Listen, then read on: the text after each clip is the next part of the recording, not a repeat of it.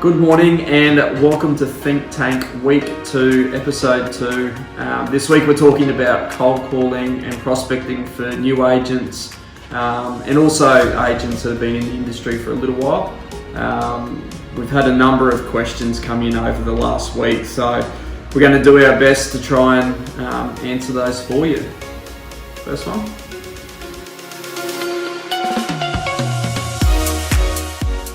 I'm probably a little bit different in the sense that I don't do a whole lot of cold calling per se. I think for myself, being in the industry for a number of years, there are better avenues for me to prospect than opposed to just cold calling. So I prefer to operate on what you would call warm leads, existing clients, people that have been through open homes, people that I've conducted appraisals for, referrals, things like that. So I don't have a structured cold calling system, but I do think for somebody that's new to the industry, having that discipline and being able to do that on a daily basis could be beneficial. And if I was to start again, I certainly would implement cold calling into my prospecting plan. Well, I guess it comes back to where you are in your career, and again, if I was starting as a new agent, I'd be cold calling every day because it's difficult to make connections when you first start. You don't have that existing client base. I think the thing to remember is that cold calling forms part of a whole prospecting plan. So you're not just cold calling. If I was starting again and I was to give advice to an agent that was starting and didn't have an existing client base, I'd be teaming myself up with an experienced agent, going to open homes, opening properties that agent's too busy to open, and I'd start building a client base through face-to-face contact. In saying that, if you're just starting, you do need to cold call, like I said before, and I think it is something you would need to implement at least sometime every day. You would need to set aside to do some cold calling, and I think it teaches you discipline. It's a tough job because you're connecting with people you've never met before, and I think if you can gain confidence in doing that, then it'll serve you well for your whole career. I think it's important that you offer value. Gone are the days of the 1990s telemarketer, waffling on for 3 minutes before the client can get a word in. I think you need to obviously introduce yourself, offer the person something of value, let them know that you've sold something in their street or their suburb, and then just lean into the question and ask them, have you given any thought of or any consideration into selling? And you'll usually be able to detect by the person's tone on the other end of the phone whether they are in the market or have been thinking about selling, and then you can let the conversation evolve from there. But gone are the days of trying to sell something over the phone. You're really just trying to offer the client something of value and make a connection as quickly as possible.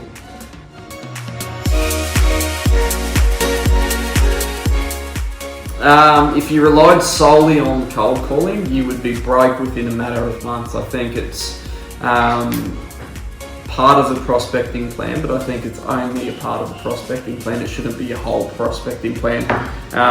The beauty of real estate in 2020 is there's things such as social media where you can create yourself an online profile and connect with people through social media. You can conduct open homes. Every business has a database that you can access and make connections that way. So I think for a new agent, it needs to form part of your daily prospecting, but you certainly wouldn't be relying wholly and solely on cold calling.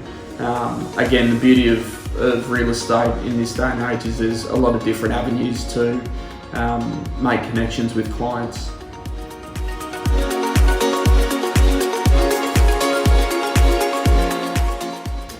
It is a little bit difficult due to privacy laws and things like that.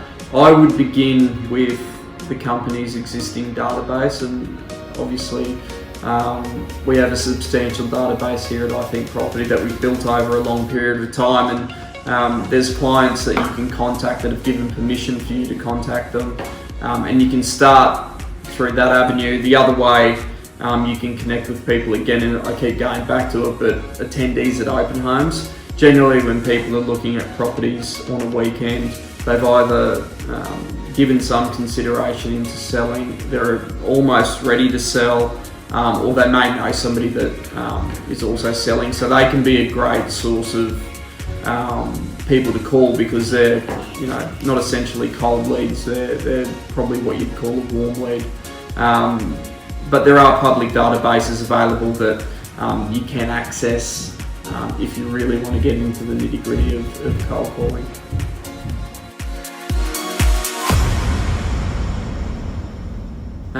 You just need to overcome it. There's no hack or magic pill. I mean, make the phone call.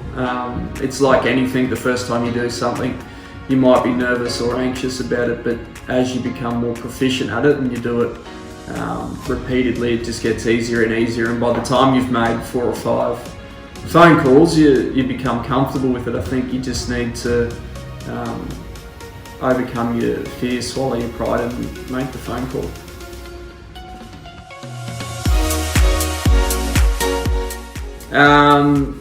Detach from it, don't take it personally, and for better or for worse, if you're working in real estate, you're going to be rejected, not just when you cold call, but in all different parts of the business, especially in sales. It's notoriously difficult.